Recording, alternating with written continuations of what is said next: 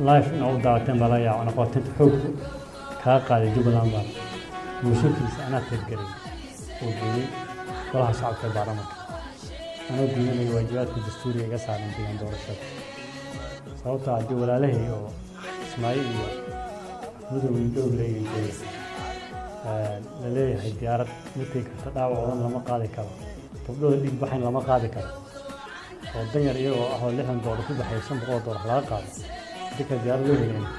وحاول بين السمستان وقصنا waxaan u wacayaa hogaamiye da'yar xildhibaan da'yar warbaahinta aad looga yaqaano xasan yare waxaa la yiraahdaa firimbiga xornimada xasan yare soo dhawaaw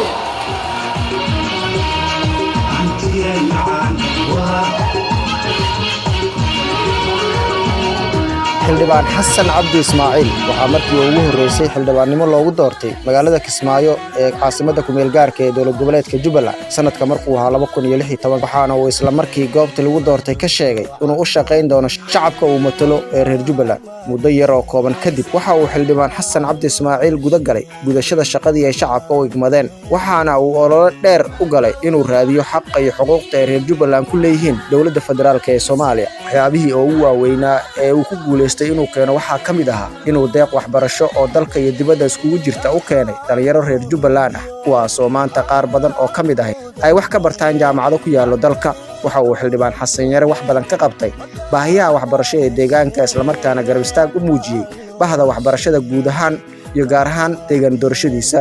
waxa uu gargaar daawo iyo daryeel bale gaarsiiyay shacabka reer Jubbaland gaar ahaan kuwa ku nool degmada Afmadow iyo Dowley oo ah halka uu yaalo kursiga xildhibaan xasan cabdi ismaaciil oo in ka badan 8 mar gaarsiiyay gargaar daawo iyo mid daryeel iskugu jirta 30 sano kadib wuxuu xildhibaanka kaalin mug leh ka qaatay in degmada Afmadow ay yeelato isbitaal guud oo bulshada ka xaqabtiri kara baahiyaha caafimaad ee ka jira xildhibaan xasan cabdi ismaaciil ayaa dadaal badan u muujiyay sidii degmada Afmadow ay u yeelan lahayd golo deegaan oo madax bannaan si mashaariicaha horumarineed uga faa'iideystaan taasoo ugu dambeyn uu xildhibaankii ku guuleysto in ay noqoto Afmadow degmadii ugu horeysay ee yeelato golo deegaan guud ahaan Jubbaland solar iyo buundo loo dhisayo heli doonta taas waxa ka muhiimsan difaacitaanka marka uu noqoteenta la saaray oo diyaaradaha laga joojiyay shacabkiga البورد اللي واحد نبي نك واحد اللي بارمان كجيني وانا نك عن قطنت لا قاعد كشقيني أنا waxa uu hormuud u noqday xildhibaanadii tirada yareed ee diiday dulmigii iyo duulaankii xukuumadda farmaajo ku soo qaaday shacabka iyo dowlad goboleedka Jubbaland waxa uu garwadeen ka noqday dadkii ugu horeeyay ee dulmiga farmaajo cod dheer iyo ficil muuqda kaga hor yimid waxa uu xildhibaan xasan yare ka diidiyay cunaqabatayntii dowladnimaadyada ee dowladda maxamed cabdullaahi farmaajo saartay Jubbaland sanadkii 2019 taasoo saameyn baaxad la ku yeelatay nolosha shacabka dhaqan Jubbaland waxaana u suurta gashay in xasan yare codkiisa oo u heliyo malaayiinta qof ee ku nool Jubbaland كما تلاقي برلمان كصوماليا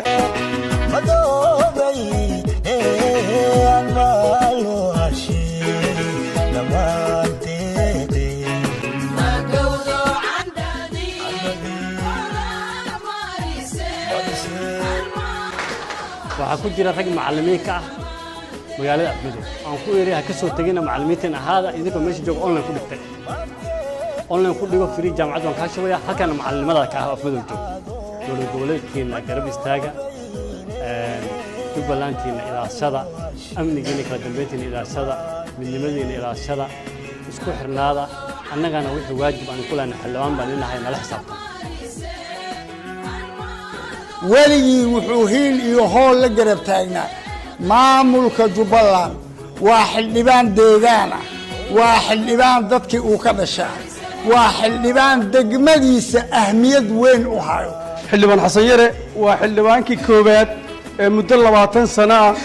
soo xusuustay ummadiisii xilli ay u baahan tahay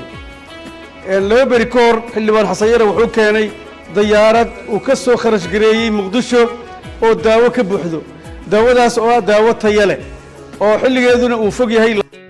waxa uu ka mid noqday xildhibaanadii ugu horreeyey ee ka biyadiiday dulmigii iyo gardaradii ee xukuumadda maxamed cabdullaahi farmaajo markii ugu horreysay muwaadin Soomaaliyeed ay si gaf ah ugu gacan gelisay Itoobiya. waxa uu xildhibaan xasan yare cod dheer ku diiday dulmigaas, waxa uuna noqday xildhibaankii ugu horreeyey ee dulmigaasi shacabka Soomaaliyeed u soo bandhigay. waxaana ugu dambeyn dadaalkiisii uu gaaray in muwaadin Cabdikariin Sheekh Muuse Qalbidhagax dib u helay xorriyadiisii. waxa uu dhiirigelin iyo garab istaag u muujiyey xildhibaan Xasan Cabdi Ismaaciil dhalinyarada Jubbaland, gaar ahaan dhalinyarada ku nool degmooyinka Afmadow, Dhowle iyo Qooqaani oo tiro dhowr jeer ah uu gaarsiiyey qalab sports oo dhammaystiran. si la mid ah wuxuu xildhibaan xasan yare xooga saaray ka warqabka guud ahaan dhalinyarada Jubbaland maadaama ay yihiin tiirarka ugu muhiimsan ee dowladnimada. waxa uu si joogto ah dhiirigelin oo la garab taagnaa ciidamada qalabka sida ee reer Jubbaland. waxa uuna mar walba ku bogaadan jiray inay dhibka iyo dheefta shacabkooda la qaybsadaan.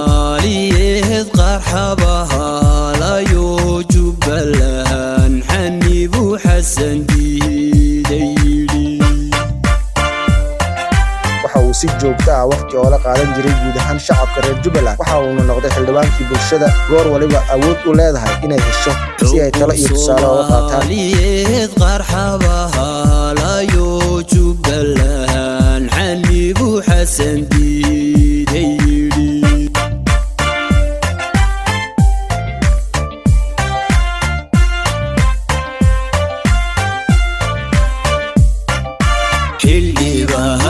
bulshadu xuquuqdeedahay xallu raadiniyo xasan waa qof jir xildhibaan bulshadu xuquuqdeedahay xallu raadiniyo xasan waa qof jira